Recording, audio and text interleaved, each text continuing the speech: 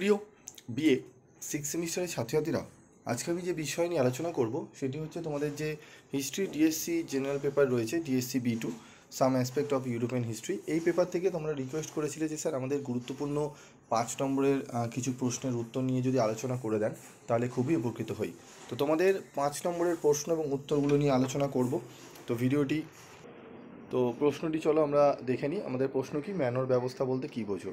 তো ম্যানর ব্যবস্থা ছিল ইউরোপের মধ্যযুগের এক বিশেষ ভূসম্পত্তি ও কৃষি ব্যবস্থা, যা মূলত সামন্ততান্ত্রিক সমাজ ব্যবস্থার ভিত্তি ছিল।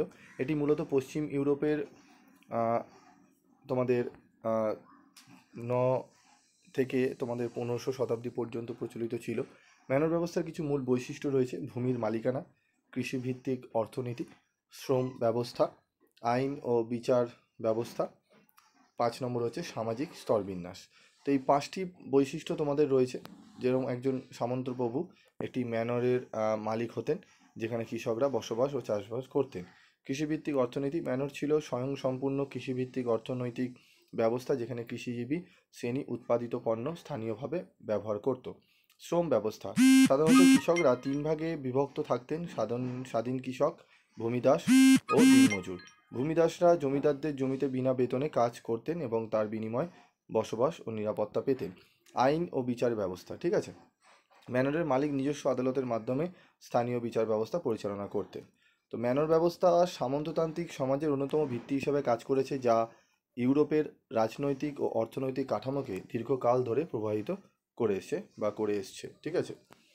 তো তোমরা এই প্রশ্নের উত্তরটি তোমরা লিখতে পারো, অন্যভাবেও লেখা যায়, তোমাদের যেটা সুবিধা হবে। আমি ছোট করে তোমাদের লিখে দিয়েছি, কারণ অনেকেই তোমরা কাজকর্ম করো এবং তোমরা ঠিকমতো প্রিপারেশন নিতে পারোনি, এবং বইতে যে বই তোমরা জোগাড় করেছো বা অন্যান্য জায়গা থেকে যে নোটস তোমরা দেখতে পাচ্ছ, সেখানে অনেক অতিরিক্ত বড় করে লেখা আছে এবং যেগুলো শব্দগুলো অনেকটা কঠিন, তোমরা মনে রাখতেও পারছো না।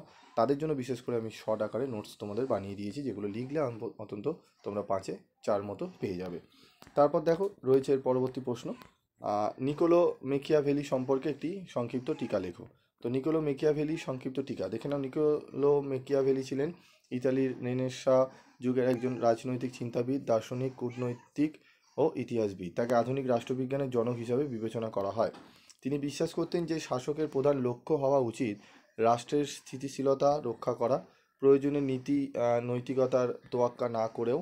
তার রাজনৈতিক দর্শনকে মেকিয়াভেলিনিজম বলা হয়, যা ক্ষমতার বাস্তববাদী প্রয়োগের ওপর গুরুত্ব দেয়।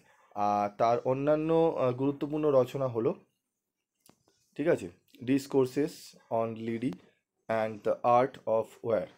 মেকিয়াভেলি চিন্তাধারা আধুনিক কূটনীতি, রাজনীতি ও রাষ্ট্রবিজ্ঞানের ওপর গভীর প্রভাব ফেলেছে, ঠিক আছে। তো একদম টু দি পয়েন্ট অ্যান্সার আমি তোমাদের দিলাম একটি সংক্ষিপ্ত টিকা। এখানে আরও কিছু তোমরা অ্যাড করতে পারো, তবে 5 নম্বরের জন্য মোটামুটি শর্ট আকারে নোটসটি তোমরা লিখতে পারো। মোটামুটি 4 মতো তোমরা কিন্তু পেয়ে যেতে পারো, ঠিক আছে।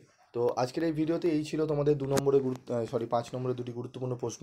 তোমাদের যদি এরকম ভিডিও আরও চাই, যে স্যার আরও কিছু 5 নম্বরের প্রশ্ন, 10 নম্বরের প্রশ্ন উত্তর যদি দিয়ে দেন তাহলে খুবই উপকৃত হই, তাহলে অবশ্যই আমি তোমাদের দেবো। আজকের মতো ভিডিওটি শেষ করছি, দেখা হচ্ছে পরবর্তী ভিডিওতে।